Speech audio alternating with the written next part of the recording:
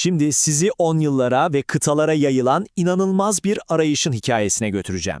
Hafızadan hiç silinmeyen bir yüzü bulmak için çıkılan bu yolculuk, bir zamanlar ilk yuvası olan kollara geri dönen bir adamın hikayesi. Sadece tek bir kelime. Juanito. Ama bu kelimenin içinde ne var biliyor musunuz? Koca bir ömür, hasret, 10 yılların birikmiş duygusu. İşte bu hikayemizin zirve noktası. Ama durun, bu anın ne kadar derin bir anlam taşıdığını kavramak için en başa, her şeyin başladığı yere gitmemiz gerekiyor. Şöyle bir durup düşünelim. Dile kolay tam 45 yıl. Aradaki mesafe mi? İspanya'dan Bolivya'ya tam 8.000 kilometre. Ve bütün bu hikayenin merkezinde ne var derseniz, bir çocuğun aklından hiç ama hiç çıkmayan bir yüz. Ve işte o büyük gün geldi çattı. Tarih Nisan 2022. Juanito Johnson ve Ana Jimenez tamı tamına 45 yılın ardından tekrar karşı karşıyaydı. Bu hani derler ya basit bir kavuşma değildi.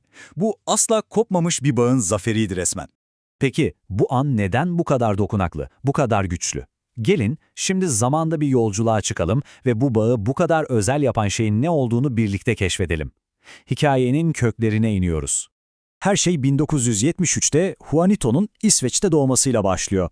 Ama onun asıl hikayesi Bolivya'da şekilleniyor. Düşünün, daha 6 aylık bir bebekken ailesiyle oraya taşınıyor. Ve hayatının ilk 6 yılında onun için sığınak olan, dünyası olan bir kişi var, Ana. Ta ki o ani ayrılık gelip her şeyi alt üst edene kadar. Ana Jimenez. Bu isim Juanito için sadece bir bakıcı anlamına gelmiyordu. Hayır, çok daha fazlasıydı. O, Juanito'nun annesiydi. Onu doyuran, onu koruyan, ona o koşulsuz sevgiyi veren kişiydi. Kısacası ana, onun için yuva demekti, güven demekti. Sonra aile İspanya'ya taşınmaya karar verdi ve işte o an her şey koptu. İletişim tamamen kesildi, araya binlerce kilometre girdi. Ama Juanito büyüdü, yetişkin bir adam oldu ve kalbinde hep Ana isminde bir boşlukla yaşadı. Sanki bir parçası eksik gibiydi, hiç dolmayan bir boşluk. Yıllar yılları kovaladı ve o çocukluk özlemi zamanla küllenmek yerine daha da alevlendi. Sonunda bu özlem artık net bir karara dönüştü. Juanito onu büyüten o kadını bulmalıydı. Ama nasıl? Bu neredeyse imkansız bir görev gibi duruyordu önünde. Şimdi size soruyorum. Elinizde birkaç soluk fotoğraf ve aklınızda kalan bulanık çocukluk anıları var. Tam 45 yıl geçmiş. Birini nasıl bulursunuz? Gerçekten de samanlıkta iğne aramak gibi bir şey değil mi? İşte burada devreye modern zamanların gücü girdi. Juanito ne yaptı? Elindeki o birkaç fotoğrafı ve anı parçalarını alıp sosyal medyada bir çağrı başlattı. Ve sonrası. Sonrası tam bir mucize. Binlerce, on binlerce insan onun bu çağrısını duydu, hikayesini paylaştı ve o imkansız görünen şeyi mümkün kılmak için seferber oldu. Ve beklenen haber geldi, Ana bulunmuştu ama bu haberin bir de buruk bir tarafı vardı. Ana, Bolivya'nın güneyinde oldukça zor koşullarda yaşıyordu ve hayatını sokakta şekerleme satarak kazanıyordu. Düşünebiliyor musunuz? Juanito'nun kalbi o an hem sevinçle doldu hem de büyük bir hüzünle. Juanito bu haberi alır almaz ne yaptı dersiniz? Bir saniye bile düşünmedi, tereddüt etmedi. Artık yapması gereken tek bir şey vardı. Yuvasına, anasına geri dönmek. 8.000 kilometre. Bu sadece haritadaki bir uzaklık değil, anlıyor musunuz?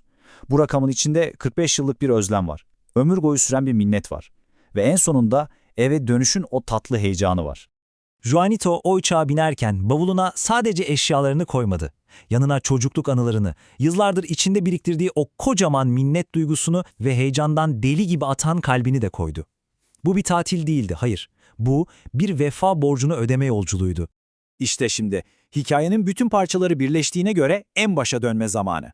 Hani o ilk andaki Juanito çığlığı vardı ya, o kucaklaşma, şimdi anlamı çok daha derin, çok daha farklı geliyor, öyle değil mi?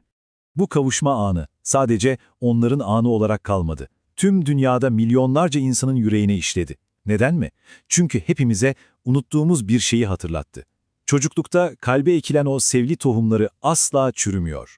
Gerçek vefa ne mesafeye bakıyor ne de zamana. Peki bu hikayeden ne öğreniyoruz? Birincisi, gerçek sevginin son kullanma tarihi yok. İkincisi, bizi biz yapan, köklerimizi sulayan insanları onurlandırmalıyız. Ve belki de en önemlisi, minnettarlık dediğimiz şey bir kerelik bir teşekkür ederim değil, ömür boyu süren bir yolculuk.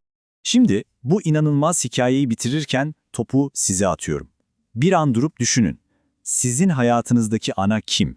Sizi karşılıksız seven, koruyan, size yuva olan o kişi kim? Belki de bu anlatıdan sonra onlara bir teşekkür etmenin tam zamanıdır.